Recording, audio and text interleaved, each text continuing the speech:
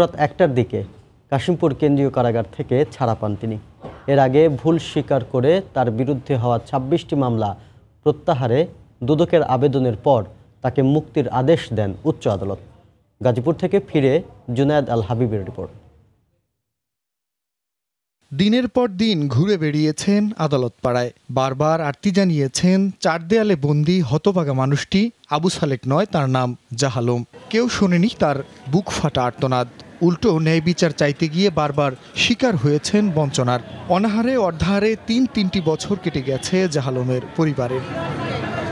অবশেষে গণমাধ্যমের কল্যাণে উচ্চ আদালতের হস্তক্ষেপে রোববার গভীর রাতে কাশিমপুর কারাগার থেকে মুক্ত হলেন জাহালম। চোখে মুখে একগুচ্ছ গ্লানি আর বুকের ভেতরে চাপা ক্ষোভ।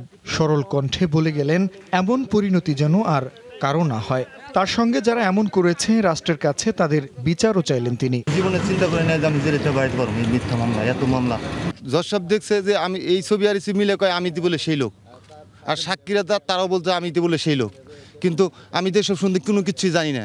অনেক ক্ষতিগ্রস্ত, আমি ক্ষতিপূরণ চাই। এতদিন পর জাহালমকে কাছে পেয়ে আবেগ আপ্লুত হয়ে পড়েন বড় ভাই শাহানুর। অভিযোগের শেষ নেই তারও, অনেক কিছু বলতে চেয়েও পারলেন না। শুধু চাওয়া একটাই, জেনে শুনে যারা তার নির্দোষ ভাইকে এতদিন চার দেয়ালে বন্দি রেখেছিল তাদের জন্য সঠিক বিচার হয়। ক্ষতিপূরণ চাই, আমরা এর নিঃস্ব হয়ে গেছি, আমাদের অবস্থা খুবই খারাপ। এই জন্য জি অবশ্যই বিচার চাই, এর তদন্ত কর্মকর্তাদের এদের সঠিক বিচার চাই। সোনালী ব্যাংকের প্রায় 18.5 কোটি টাকা আত্মসাতের অভিযোগ সহ 33টি মামলার প্রকৃত আসামির নাম আবু সালেক হলেও জেল খাটতে হয় নিরপরাধ জাহালমকে। পরে গণমাধ্যমে খবর প্রকাশিত হলে দুদক ও সংশ্লিষ্টদের ডেকে পাঠান আদালত।